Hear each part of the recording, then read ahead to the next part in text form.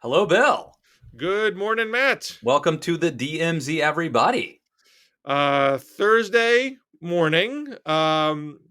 We have we're a couple days past the Pennsylvania primary and other primaries, um, but I don't think we have a clear sense of who the winner is going to be Not in the at this point. Republican Senate primary, at Right, least. right. Democrats solve their nominee fairly readily without much fuss. Um, so we when the Ohio race happened and Trump's endorsement launched JD Vance to victory, there's a lot of this is Trump's party, duh. Well, how would you possibly think otherwise? Now it may be that Trump's going to get Oz over the finish line here too, but it's going to be if so, it's going to be just barely. Um, So, does this, in your mind, Matt, raise the question: how much control does Trump really have over the party? No, I think this confirms what I've been thinking, which is that Trump is very popular in the Republican Party. And if you can get his endorsement, you probably would benefit from it. It's probably better to have his endorsement than not to have it. But it's also not definitive. I mean, it's not decisive. Donald Trump, um, it's not transferable. There are a lot of people who say, I love Donald Trump. I'm a huge Trump fan, but I'm going to vote for this congressman that I've known or this state representative that's been my state representative. And so Trump doesn't have the omnipotence to bestow victory on other people, even in the Republican primary. Now, you did have Trump's endorsement in the North Carolina Senate primary go much more smoothly. Ted Budd beat the former governor of North Carolina, which is very striking. I mean, Budd is just congressman. I generally have a pundit bias towards people who have won statewide before, because unless they have something really negative dragging them down, they have name ID, they have donor networks, they have relationships on the ground. And in North Carolina, McCrory was not like some squish Republican. This is the guy that literally did the anti-trans bathroom bill. Like, he was on the forefront of this whole issue from a conservative perspective, and somehow did not get on Trump's good side and lost handily. But in the Ohio race, JD Vance won with 32% of the vote. And here's Dr. Oz with 31% of the vote right now. Um, it seems like, and we also know in Alabama, Trump abandoned Mo Brooks because he wasn't getting off the ground at all. So I feel like, roughly speaking, like Trump's good for about 30% or so. It Uh, helps. It definitely and helps. if And and we if you saw, have a competitive field, uh, and some people might say, hey, well, sure, Oz only got 30, but Barnett got 20, 25, and she's crazy town too. So it's still a crazy party. yeah, um, but there's no doubt that Trumpism has won. But, Josh Kraushaar says Trump's record in contested May primaries is 5-3, with Oz and McCormick still pending. I think I probably put the edge to McCormick on that one, but we'll see. Mhm. The fifth win, this is back to Kraushaar. The fifth win, the late endorsement of Mastriano, a bit of an asterisk since it came so late. Wins are Vance, Budd, Mooney, and West Virginia, Hines, Mastriano. Losses, Herbster, McGeechan, and Cawthorn. And then Kraushaar notes that two more losses are likely next week, with Purdue losing badly and the withdrawn endorsement of Brooks in Alabama. So, look, again, there's examples of where I think Trump clearly helped Mooney here in West Virginia. I think Trump clearly made the difference, or it was a huge difference with J.D. Vance in Ohio. But and same thing within North Carolina. But didn't I think Trump endorsed Madison Cawthorn as well, and yes, yes. that didn't turn out the way Trump wanted. And So it's he did again, endorse Cawthorn the first time. he endorsed his opponent the first Right, time. right. So I think, again, there are examples where I think Trump clearly is helping certain candidates, but it's not a guarantee. So, I wrote a piece at the Washington Monthly about Pennsylvania Senate. because it strikes me as a microcosm of the party itself. Uh, it's not just simply who's won or lost here, but how the whole race unfolded. You have, you know, McCormick was someone who in 2018 encouraged people to vote for military veteran candidates, whether they were Republican or Democrat. And right after January 6th, he called it a horrific um, uh, and a dark chapter in American history. And he has a record in his business career working with China. And when he was in the Bush administration, he spoke out trying to not go down the protectionist path, and that China and America can both win side by side. And then as a candidate, of course, he goes full MAGA, China bashes, tries to suck up to Trump, doesn't get the endorsement, of course. Oz is someone who, in the Obama years, did an ad promoting Obamacare, spoke generally in favor of abortion rights, and even supported some gun control measures, and of course has flipped on all those things as a candidate. And the two of them are out there hammering each other, calling each other phonies. Oz is a secret Hollywood liberal, and McCormick's in China's pocket. And Trump himself called McCormick a liberal Wall Street Republican. Then here comes Kathy Barnett calling them both globalists. Yeah. And saying she won't endorse either one of them if they become the nominee. So you have a dynamic where everyone's trying to out crazy each other. And because there's no adult supervision in this party, they're willing to tear each other down to get what they want. And now the unfavorable rating of McCormick and Oz among Republicans is quite high. In the Emerson poll that came out just before the election day, McCormick's unfavorable amongst Republicans was 32%, and Oz's was 48%. And on the Democratic side, this is different polls. This is Franklin and Marshall College. John Fetterman's unfavorable amongst Democrats is 8%. I mean, this is a guy who, and I think it's wrong to just sort of say he's just a Bernie Sanders, just a Sanders crack. I think he's got his own style, his own brand, his own reputation in the state. He is very left in many respects. He's single payer. He's pro marijuana legalization. He wants to get rid of the filibuster, but he's pro fracking, and he was needling Biden on Title 42, the Trump's immigration order. So he has calibrated himself, to fit the state in some respects. And his whole style is, Western PA, born and bred, 6'8", tattooed, burly, gruff guy. So, and people try to Democrats said, hey, this incident in 2013 where you chased down an unarmed black guy with a shotgun and detained him before police came. And that was clearly a mistake. But that didn't lay a glove on him. He won every county in Pennsylvania. So he is positioned to very quickly unify the Democratic Party, while Republicans are going to continue to beat the hell out of each other because this isn't getting resolved anytime soon. It's probably going to automatic recount, which doesn't get resolved till June 7th. And if McCormick edges ahead, thanks to late counted mail ballots, the exact way that Biden overtook Trump in Pennsylvania in 2020, people are going to lose their minds. I mean, Trump's already telling Oz, you should declare victory now, which for some reason Oz isn't.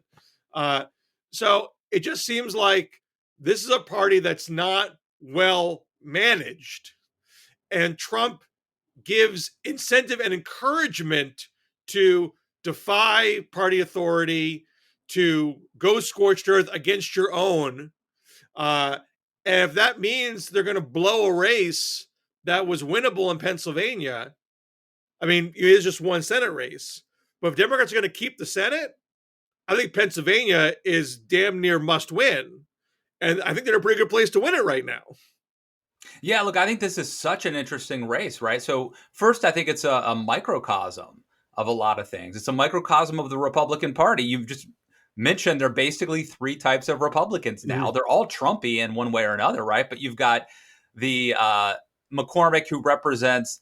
He's sort of the Glenn Youngkin guy, right? He's like Yep. the executive hedge funder. He would have been a Bush Republican, He was a Bush but Republican. He was in the Bush now he's had to administration. become Trumpy. Like that is a type of candidate that he Right. represents. That's a microcosm. Then you've got Dr. Oz, which is more the celebrity model. Like J.D. Vance, in a way, would fit into that. Hmm. Vance was, I think, better at playing the populist, but that's a type of Trump candidate, and we're going to see, I think, a proliferation of that, sadly. And then you have Barnett, which is sort of like the true believer. She really is the true Hmm. believer. And as we saw with Mo Brooks, who was also a true believer, Hmm. ironically, it does not always work out well for them. And then we can go a little bit larger and we see Fetterman, who I think this is also a microcosm of what is happening in our politics today. I think that Connor Lamb in a different era would have been a dream candidate for Democrats. I mean, the guy looks like a Kennedy or something, Hmm. and you know, moderate sort of temperament and at least record, a military background, could have been a dream candidate. He gets destroyed by this guy Fetterman, who, you know, I think a few years ago would have been dismissed just based on his appearance. I mean, Hmm. he reminds me of, like, there's a line from Raising Arizona when they're describing the villain, and they got, you know, he's like dresses like a rock star. You know, Hmm. he's got the shorts and just his look is very authentic, but it's not buttoned down. It's not what you would have thought of as a proper politician look.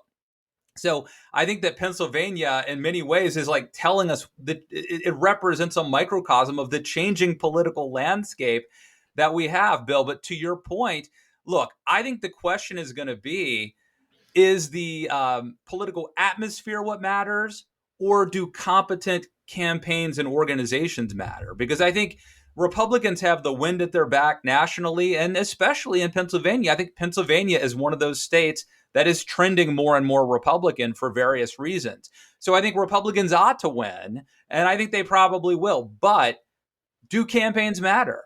Does unity matter? Does it matter if everyone is on board? And if it's a really close race, then yes, those things matter at the margins. And so this, I think we don't know how Pennsylvania is going to shake out, and it very well could be that Republicans, even if Republicans do have a good midterm, which I think they will, they may not have as good.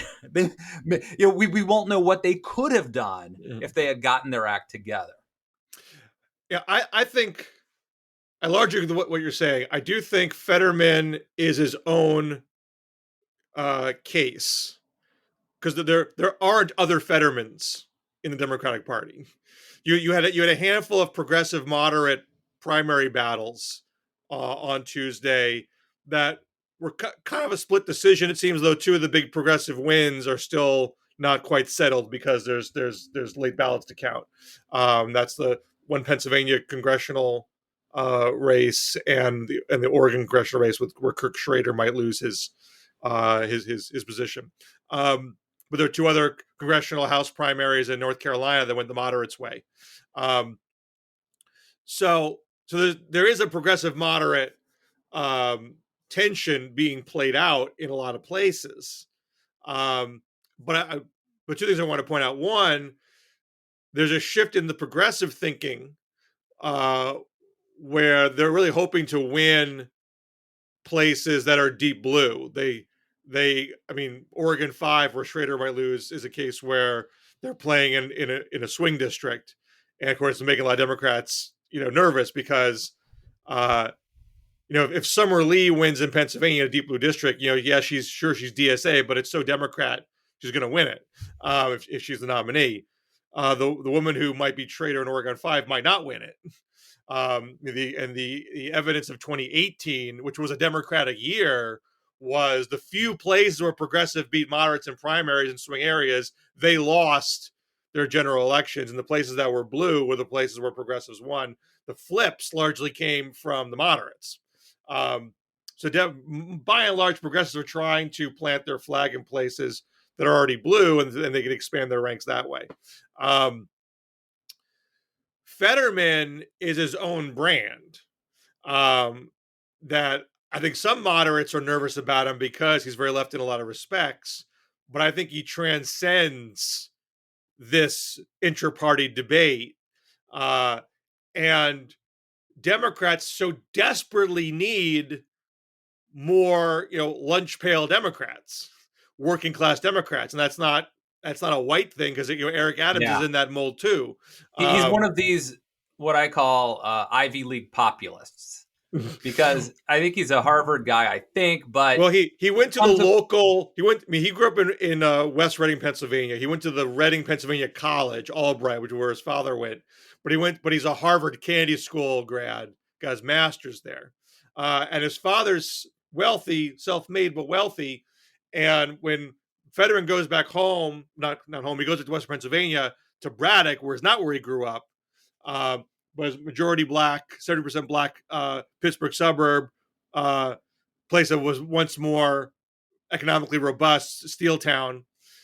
He becomes mayor there. He's mayor for 13 years, wins I think 4 elections. That job pays $150 a month. His dad essentially subsidizes him so he can be mayor of Braddock. So the people who are Fetterman critics are like, this is all big phony show. But that hasn't stuck because he was the mayor. Most people say he was a good mayor. He got reelected several times. He says, crime went down on his watch, and he successfully went there to be lieutenant governor. And when this primary going away, but how much of it, he feels authentic? I'll grant you that. Like, he does not feel he has a populist vibe. I wonder how much of that is a product of the look, the image that he presents. Now, some of it is how physically imposing he is, but just also the way he dresses. And that's kind of what I was getting to. I think that he is representative of some trends I'm seeing in politics.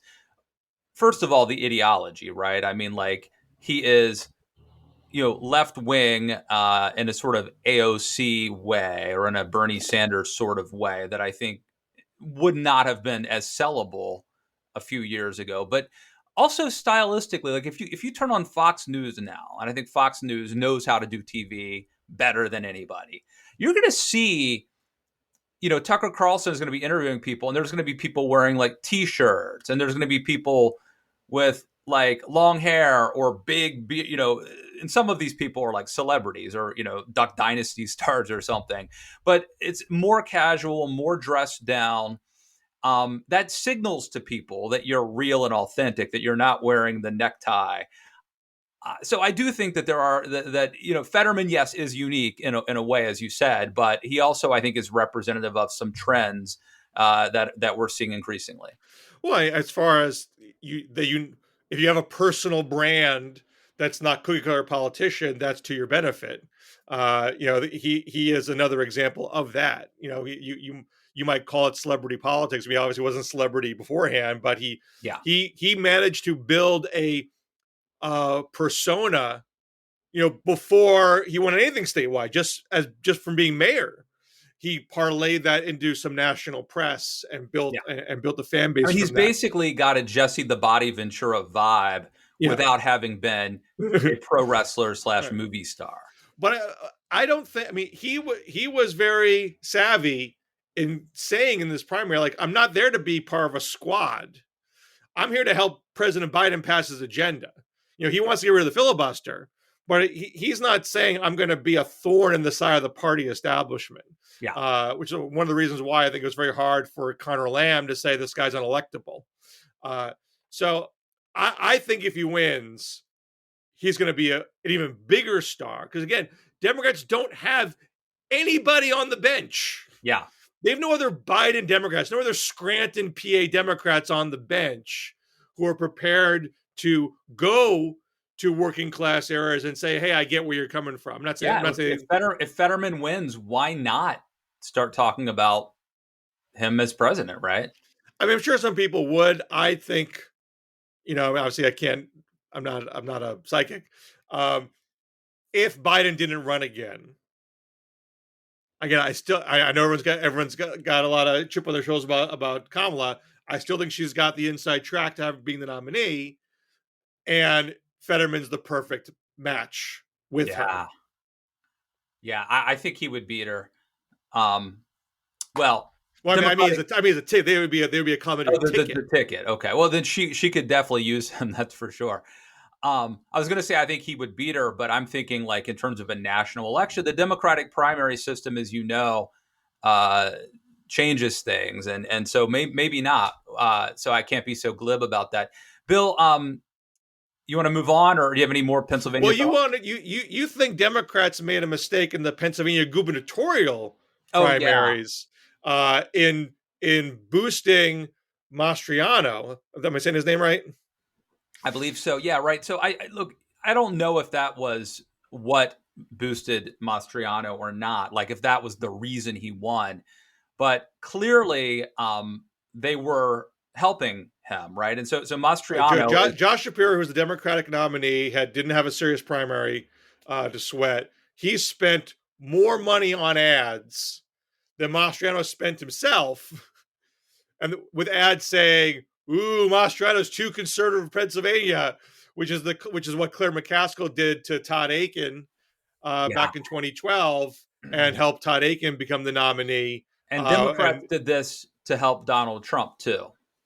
And it's a horrible idea. Be mhm. careful what you wish for. Be careful what you wish for. And I mean, I think that McCaskill thought she was so cute and so clever by doing that. Here's the It worked for her. it worked for her, but here's at the presidential level, it's especially dangerous, right? Because in the case of Trump, once it becomes a binary choice, you're putting someone so dangerous within the realm of possibility of, and it worked. I mean, Trump ended up becoming president. Democrats were rooting for him, in some cases, actually helping boost Trump. I hate this trend. And look, I don't think necessarily that the Pennsylvania governor is as important as the president, but the Pennsylvania governor is going to appoint the Secretary of State, who will have something to do with certifying. That's an appointed position in Pennsylvania. It's not elected. I think it is. You want to fact check me on that, Bill? I didn't know offhand. Um, let's. So while you're looking that up, I will just say I don't think the governor of Pennsylvania is as important as the president. I just think it is a very dangerous and childish trend where you're trying to pick your opponent. I think it's also selfish. You are jeopardizing, you're putting the country at risk of the possibility of having the worst person become the leader under the guise of the notion that that person will be easier for you to beat. It's playing, I would call it playing with matches. It's playing with fire. It's not good for democracy. It's not a responsible thing to do. And Democrats keep doing it. Well, I mean, I agree with you. There's always a risk involved that the person you boost ends up Yeah. winning. Um, but you're right about Pennsylvania Secretary of State. That's And appointed by governor, don't confirmed by play state senate. God. I would say, like, if you want to root, and by the way, Jimmy Carter's people thought Reagan would be the easiest person to beat. So you don't always know who's going to be. You people are not able to discern necessarily who is going to be the easier person to beat. So I would say if you want to privately root, like, I hope the Red Sox win, the playoffs so that this team will beat the league. If you want to play that strategic game, you know, as a fan, just cheering someone on, fine. But when you start interfering in the other parties, Operation Chaos, if you start interfering in that, I think that is just playing God. And I think it is naive to think that you Well, can control things. well, I don't think it's naive because there are. I mean, we have a case in Missouri where clearly McCaskill um, elevated Aiken's profile. He wasn't the biggest name in the race, Yeah. and helped elevate her. I don't know if Mastriano needed the name ID boost from Shapiro or not. I mean, we all know that Republicans are perfectly capable of nominating Yeah, I mean, the I don't know fringiest person in if the he would have races won that or these not. days. Yeah. But uh, I there's a risk in misreading the electorate, in pointing people that you think are going to be, you know, instantaneously disqualified in the judgments of voters and be wrong about that. Yeah. But I also think there are examples where if you can create a situation where you have a pretty good, if you do know your state well, Yeah. and say, you know what, this person just can't win. I've been around this place too long. I know what people are like, and we got a guy who's hitting the sweet spot, and their guy's not. You know, I hate it, I Bill, because I you don't know it, your guy could drop dead of a heart attack tomorrow. You well, can't control the future. there's no certainty in anything. It's But this is Matt, serious. if Look, Republicans were less insane on the ground, then this wouldn't be a problem. I mean, the look, fundamental responsibility comes from the Republican voters responsible themselves. people, like, okay, I voted, as you know, Bill. I voted in the Democratic primary, for Joe Biden. Why did I do that?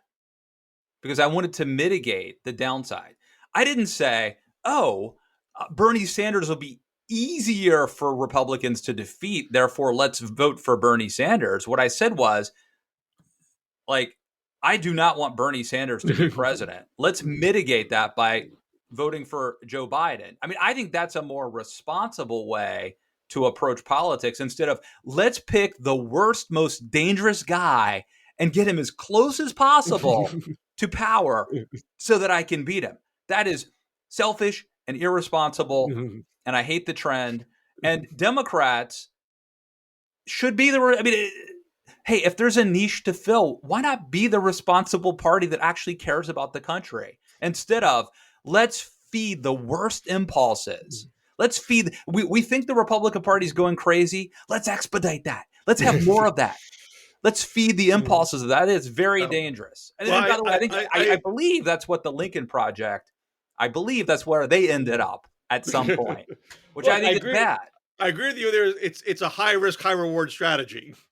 But at this point, I feel like the only way we're going to get back to sanity is if there is some kind of reckoning on the Republican side, where they realize, you know what, we've let the inmates take over the asylum, and we're losing winnable races, and we got to get back to reality. You know, was it Lenin or Marx? I think it was Lenin who said the worse the better. You know, that's such a, you know, we want things to get worse because they'll only get better after everything collapses. Some people just want to watch the world burn, Bill. Well, look, it is possible that what's going on with the Pennsylvania GOP is going to be such a dumpster fire that it might help Democrats keep the Senate. I mean, Democrats need to not net lose anything to keep the Senate. Yeah. They have. But wasn't that already? I mean, that is got nothing to do with Mastriano. You know, no, but if the Pennsylvania Republicans are just a train wreck top to bottom on the ticket, I mean, Shapiro, if he's winning going away, presumably that's going to have some coattails for Fetterman.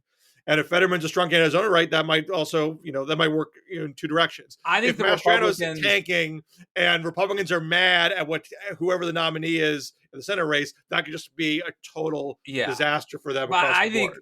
Democrats could step aside and allow the Republicans to make a mess of it, because that's what they're doing. It's a mess in the Senate, and you're right. I mean, there is going to be division and anger, and I think the question is, what matters more, like the atmospherics or campaigns? And usually, to be honest with you, having done a lot of campaigns in my past, having done many campaigns in my past, atmospherics are more important, but campaigns do matter. Well, I mean, it's why, if Biden's still at 40%, this is going to be a trend the Republicans' way. But in the Senate, it's not the whole country; it's state by state. So you have 4 democratically held seats in purple states: Arizona, Georgia, Nevada, and what's the fourth one I'm missing? Darn it, there's a fourth.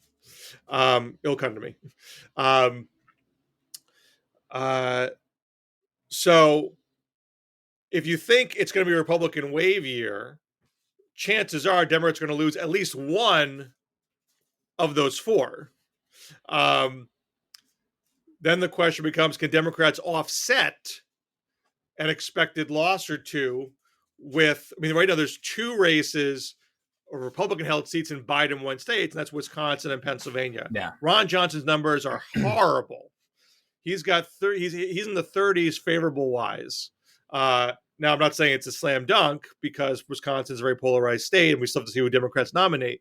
But that's a pretty promising pickup opportunity, and I think Pennsylvania is looking like one too. If Democrats can pick up those two, then they can sacrifice two others. Now, they might still lose all four of those purple state seats and still lose the Senate, but that's why I think Pennsylvania is pretty darn near close to must win. Before we move on from the campaign, I do want to give a shout out to Senator Thom Tillis from North Carolina, who has made my list preliminarily. He could blow it, but my list of heroes of 2022. He's up there with he's up there with Zelensky and Jose Andres at this point in the running for my heroes of the year. Thom Tillis supported, he endorsed the opponent of Madison Cawthorn. He funded the opponent of Madison Cawthorn, and I believe that he was instrumental in defeating Cawthorn. And I think this is what it takes. It takes adult leadership who are willing to take chances, put their money where their mouth is, go all in. And if we're going to stop Trumpism, then it's going to take leaders who have the guts to do it, and then competence to follow through.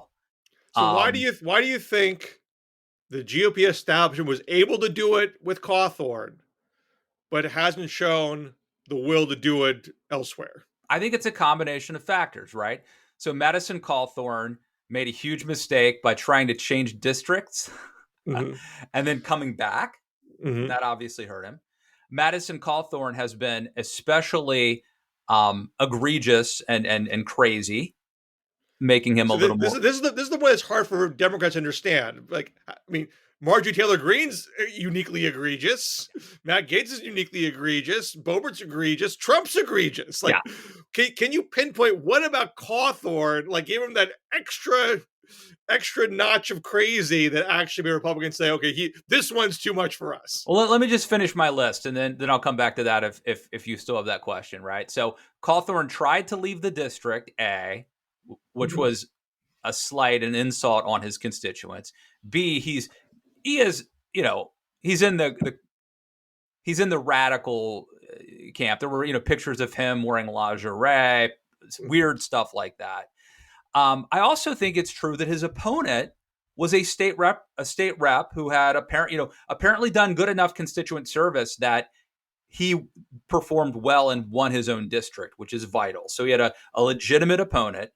And then number 4, I do think leadership matters. And so I think that Senator Tillis stepping up early and endorsing Cawthorn's opponent and funding Cawthorn's opponent and showing leadership, you put all those things together, Bill, and I think that is a map or a model for how Republicans can, kind of district by district could begin to take back their party. Now, can I give you one other data point? Sure. Of an optimistic data point about the state of the Republican Party. And I might write up with this. So don't steal this idea from me. Okay. In Idaho, actually, there were a number of races where there were like super crazy, like white nationalist adjacent people running that lost, governor, lieutenant governor, and Secretary of State had a race. There's 3 candidates, and 2 of them were people that said, the election was stolen from Trump, and one guy that said it was a legitimate election. and that guy won. Now he won with like 43%. So you could say, well, look, if a majority of Republicans wanted to support someone who wanted to back the big lie, so you dodged a bullet, but that's not very heartwarming. But we've had two other Secretary of State primaries so far, with one person saying this is legitimate and one person not, and so far no big lie candidate has won a Secretary of State race. Now we've only had three. One was Ohio. The weird thing about Ohio is that Trump endorsed the guy who said the race was legitimate. So that's a bit of a head scratcher, but it's what happened. And I'm the third. Which one was the third has escaped me for a second. But so what that says to me is not that the Republican Party has ceased to be crazy, because there's plenty of other examples to point to. What it says to me is there isn't much of a grand conspiracy going on to ensure that every Secretary of State position is a Trump lackey poised to steal more elections. If it was, Trump would go to Idaho and say, hey, you get out of the race, make this a binary choice. Hey, Ohio, you said the election, I'm not going to endorse you. I'm going to endorse the other guy who endorses my agenda.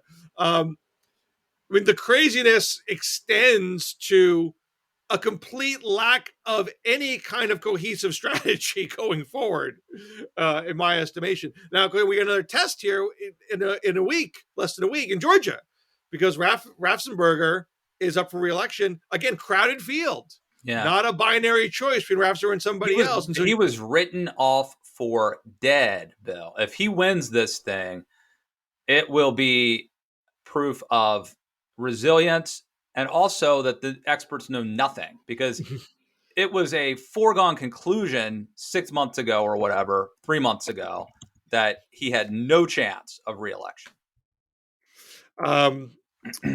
There's a poll that was taken 3 weeks ago, where Raffensperger 31%, Jody Heiss 20%, TJ Hudson 5%, David Bell Isle 4%, undecided 40%. So that doesn't mean he has anything in the bag, but he was still the front runner. And again, it's a 4-person race, not a 2-person race. So he doesn't need 50% to win.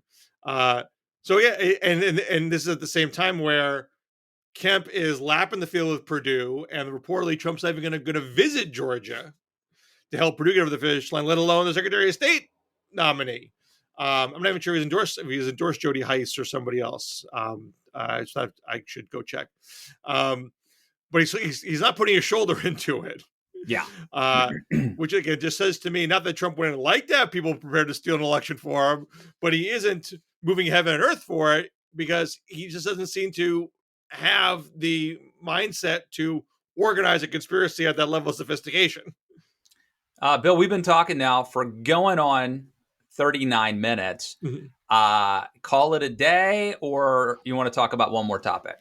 Well, I was just a little curious. A friend of mine asked me last night, what's up with Matt Lewis and Steve Schmidt? So this has gone viral if people are just bringing it up randomly to you at this point.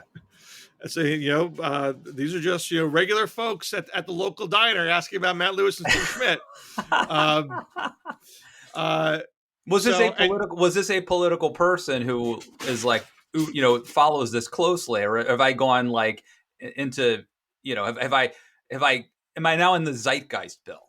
I think he follows you and me on Twitter. Okay. So I'm huge on my Twitter feed. I'm very popular. Now, I guess I've not been super engaged on this subject. I know that there was a story about Meghan McCain, that her book wasn't selling well. And I think the story was a little bit overhyped because it was about like 1 month of sales and not Yeah. all total sales. Although I'm sure the book is not selling great. Most books don't sell great. And there's always a sort of mockery. Hard. It is hard to sell books. Right. I mean, there's it ain't easy. This is a digression, but I think it's fun to mock people who don't sell books when you don't like them. I understand that, but like the harsh reality is like a very small number of books sell a lot of copies, and everything else sells almost nothing. That's the business model. But here's what's scary, Bill, for those of us who write books and aspire to write books. If Andrew Cuomo can't sell, a couple hundred books just based on being governor of New York, or if Meghan McCain, who has been famous for 15 years, had a super famous dad who was on The View for years, can't just, put out a memoir and just have them flying off the copies. Like, how does anyone do it? It's a tough gig. I want to stop you for a second, Matt. Okay. My cat says literally in a Ziploc bag. So I thought I should not let my cat crawl into a Ziploc bag, but he got out. So anyway, yeah. Steve Schmidt took this as an opportunity to tell this story from when she was acting petulantly on the campaign trail, and claimed that her mom said, "Well, I raised I raised my boys well," something like that. And then people were like, "Steve Schmidt, what's wrong with you? Why you airing all this dirty laundry about private conversations about a family?" And then he went on to basically validate the allegation that John McCain had an affair, that the New York Times had smoked, that it insinuated during the campaign, and then had like a semi-retraction. So anyway, all this went on. I don't know how you got into it. How did you get in the middle of all this? The way I got into it is, Bill, I write 150 columns a year. Okay. I write 3 columns a week, and let's just say an average of 50 weeks a year. I take a couple weeks off. So I write a lot of stuff, and 3 columns a week, you're looking for what is a topic. Look, and this is my point is, I'm not like waking up, how can I get Steve Schmidt today? Right. It's like, this was in my wheelhouse. And did you have a dislike of Steve Schmidt before this? Well, Steve Schmidt and I have. So first of all, Steve Schmidt and I have had some past. Maybe like about a year ago, we had a Twitter fight where he compared me and another conservative writer to Vichy France, or what it's essentially Nazi collaborators. In other words, even though we were never Trump conservatives, we weren't anti-Trump enough for his taste. But instead of just saying that, he again compared us to collaborators, or at least that was my interpretation and everyone else's interpretation of it. So yeah, and I disclosed that. I mean, I put that in the column that I wrote, but basically I wrote a column that was about, it starts off talking about how, he's now saying that despite all previous reporting for the last 20 years or 15 years, he's now saying that actually he wasn't the one who vetted and picked Palin, right? That goes against everything. But basically, I start off by pointing out the fact that, I think I just have these old school professional values that if you work on someone's campaign, you don't turn around and undermine them and leak about them or publicly criticize them. And, with McCain, I have no idea. Maybe he did have this long-term relationship. Maybe he did not. It doesn't change my opinion of him. He was a hero in many ways, heroic, and obviously endured horrible things as a POW. I think there ought to be some loyalty to him. I don't think that being mad at his daughter should be the impetus of attacking this great American who, by the way, can't defend himself. I just wrote a column about that. But again, I write 3 columns a week. So I wrote another column about it. The vast majority of the things that I wrote were either quoting, from him, or what the New York Times wrote, or what the Associated Press wrote. It was just a column. And by the way, I'm an opinion columnist. I give my opinion. That's what I do. Maybe I'm right. Maybe I'm wrong. it's my opinion. I'm a conservative opinion columnist. He got super pissed off and really went after me on his Twitter feed. I don't know. He's got at least 1 million followers, I think. And he went after me personally, mocked the fact that I edited a Sarah Palin book. He put up a picture of me with Alex Jones, Roger Stone, and Jamie Weinstein, implying that I'm like breaking bread with these evil people. And by the way, I do condemn Jamie Weinstein in the harshest terms. I can't believe I was photographed with that guy. We should be clear, you're obviously joking at the moment, correct? I'm joking. He's one of my best friends, and he's a great American.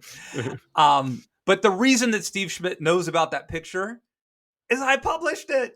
I wrote an entire column for the Daily Beast where I condemned Alex Jones and put up a picture of me with them at the Republican convention.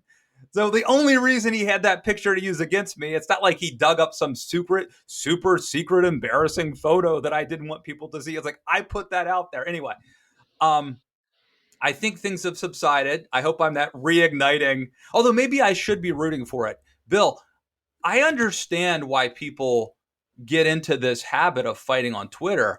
There is a dopamine release, even if you're being attacked, when you are, and I think enough people dislike him that there were a lot of people who started coming to my defense. Sadly, most of them were texting me and emailing me, not doing it publicly. I heard from some of the top Republican strategists, and I've spent hours on phone calls basically giving therapy to other people who tell me stories about bad experiences they had with him that they don't want to talk about publicly. Mm-hmm. But on Twitter, Bill, I gained a few hundred followers. I mean, out of this, not thousands, but I gained a few hundred Twitter followers. And I'm like, maybe I need to like start more Twitter fights because it is. Well, that's why people do it. I mean, people are talking about me now. Hell, people in diners in Northampton, Massachusetts know about me. No, I didn't listen to this. I just saw the headline. Schmidt did a Politico podcast interview. Ryan said McCain had betrayed him. But I'm not clear because I didn't listen to it. I don't know what the betrayal was. Do you know what he's talking about there? I forget, but there's a lot of stuff, including, and I didn't even get into this in my column, but I think there was an insinuation that some of the people on the McCain campaign were like pro-Russia or something. I didn't even get into that, but it's, I mean, Schmidt told Ryan Lizza that he didn't even vote for Trump. McCain. I'm sorry. Did I say Trump? Excuse me. Let me say that again. Let me be clear. Schmidt told. Thank you for fact checking me in real time. Schmidt told Politico that he didn't even vote for McCain, the man. He left it blank, right? What's that? I think so. Right. I think so. I don't know. So I mean, I generally agree with you. Like, if you work on a campaign, like you don't go spilling the dirty laundry afterwards. That's not cool. And obviously, if people who do that wouldn't get rehired for other campaigns. I mean, Schmidt's an odd case because he's abandoned the party altogether, so he's not risking. There is a disincentive. There's a personal disincentive against doing it because the next candidate would say, "Why should I hire this guy? He's going to tell all my dirty laundry. Therefore, it makes you unhireable." But I'm just curious. Did he have a legitimate reason to feel like McCain burned him first and sort of freed him from such unwritten rules? If he has one, I think that I don't think he has presented a compelling reason for his behavior. That's my opinion. But tell us in the comments if you disagree. And let me just also some quick housekeeping here, Bill. If you're still listening to us and watching us on Blogging Heads, then you should subscribe to our YouTube channel, which is actually youtube.com/Matt Lewis. Or if you go to our Twitter feed, which is at DMZ Show, I've linked to the specific section that's the DMZ on that page. But subscribe to us because at some point, sadly, we will migrate away from the Blogging Heads platform. And if you're watching us there, at some point, you probably won't be seeing us there. So please subscribe to the YouTube channel, youtube.com/Matt Lewis. You'll be alerted every time we post these. And also for now, if you're listening to us via audio podcast, and if you prefer, like I love listening to audio podcasts better than watching YouTube videos, to be frank. We're still available at the Blogging Heads, Blogging Heads podcast feed, but at some point we will not be, Bill. And so you want to give us a quick update on how people could listen to us?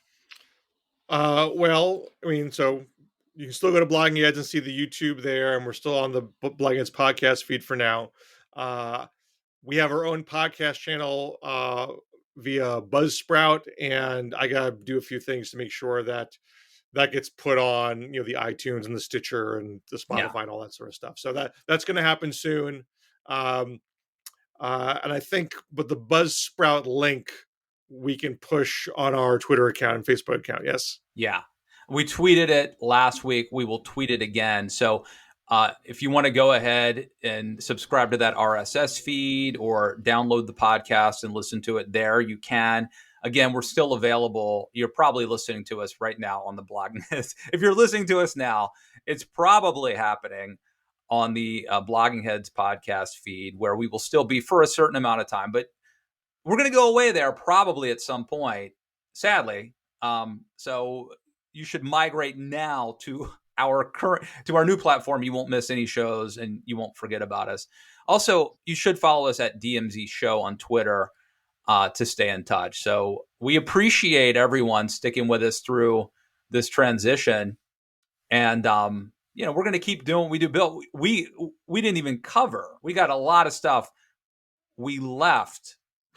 We could talk for 3 more hours, I'm sure, but we should probably wrap it up. All right. Well, till next time, I'll see you back here in the DMZ. All right. See you guys. Thanks, Bill.